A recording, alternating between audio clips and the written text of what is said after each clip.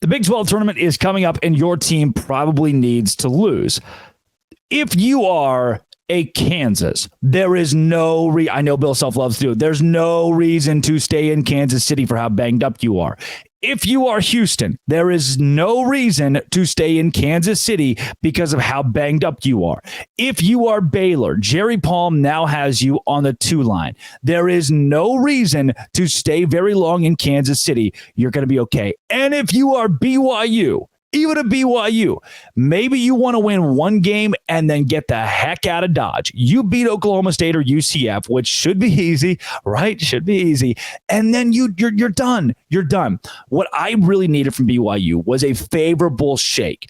I was worried when the Cougars were a 5 seed and they were going to get Grand Canyon, the 12 seed in round 1. Grand Canyon is really good under Scott Drew's little brother.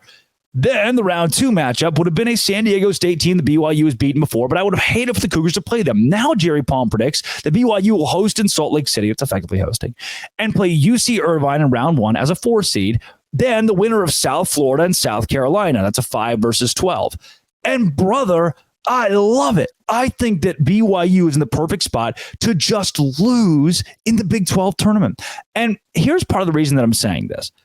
Your team that is in March Madness, maybe like a TCU, I guess you need to win. Oklahoma, that actually is a huge game because then you're talking really about seeding, and does one of those teams fall to the 11th spot where they got a play-in game? And for Kansas State, we already know Texas is in March. If they beat Texas and they beat Iowa State, do we get to see them play in March Madness? I think the answer is yes. For like a Cincinnati, if they can beat West Virginia and beat Kansas, that's a best-case scenario. That is a best-case scenario for Kansas, who's locked themselves into March Madness and locked themselves into a 4 seed at the worst, probably, I think. And then Cincinnati gets to play Baylor. I think Baylor can still go home and be okay as a 2 or a 3 seed. And in that event, Cincinnati can move on to the Big 12 semifinal, and they've got a better shot playing against Kansas State to make it to the NCAA tournament. Now we're talking even more teams, possibly double-digit teams, getting in for the Big 12. For BYU, you move on after beating UCF and Oklahoma State. It's a dream scenario for me. You lose to Texas Tech. Now you get rest. You're a 4 seed. You get ready for UC Irvine and South Carolina. I think you win both of those games. Congrats. You're going to the Sweet 16. I like that a lot better than the draw you had as a 5 seed, according to CBS and Jerry Palm. For Texas Tech, you get another win under your belt. You just got the Baylor one. You get another win under your belt. And Palm has them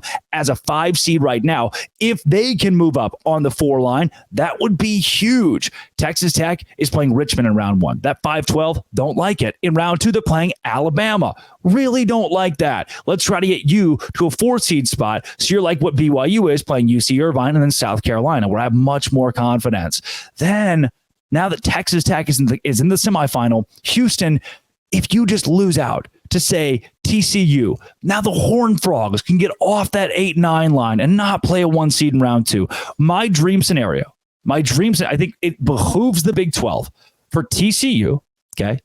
TCU, Texas Tech, Kansas State, and Cincinnati to be the 4 semifinalists. And that's absurd, right? You're counting out. You're counting out 3 of the top 4 teams in this conference from going to the semifinals of the conference tournament. But when I tell you, national champions don't win their conference tournament. That just doesn't really happen. I loved in 2021 when I was closely covering the Baylor Bears. I went to Indianapolis, saw them win a national championship against Gonzaga. I love that they lost out to Cade Cunningham and Oklahoma State. It gave Oklahoma State a boost, and for Baylor, they didn't need to be there. If you're already locked in, unless you're a team like a Texas Tech who could lose and still be okay, or could win and play for seeding here, unless you're that guy, just go home. Get some rest. Think about, there are teams like Longwood or Morehead State who just won, or Drake who just won, who get a week off, and you instead are like 2 weeks off. They get like 10 days off, and you instead are running and gunning in your Big 12 tournament against the best conference in college basketball. Just don't. I'm asking you not to compete, and it doesn't hurt you. Like, the loss itself doesn't hurt you. So I plead with you again.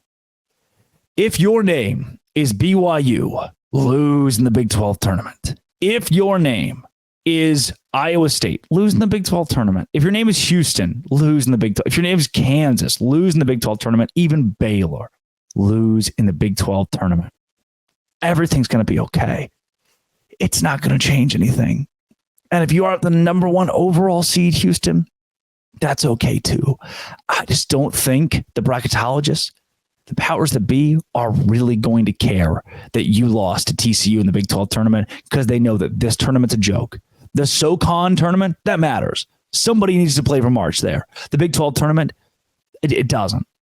Unless Cincinnati or Kansas State wins it and we get 10 teams in a March Madness. That would rock. Speaking of rocking, this show rocks, right? It's the number one Big 12 show in America. I think that's cool. Personally, I do. I met Roger Clemens this weekend and Jake Peavy, which was neat. Roy Oswalt was there as well in Houston. Savannah Bananas and the Party Animals. It's cool. It's cool. Come back tomorrow. We'll talk with a college basketball analyst, a pretty popular one too, about college basketball. This has been, it always will be, Locked On. Thanks for making it your first listen every single day. Dose Grande.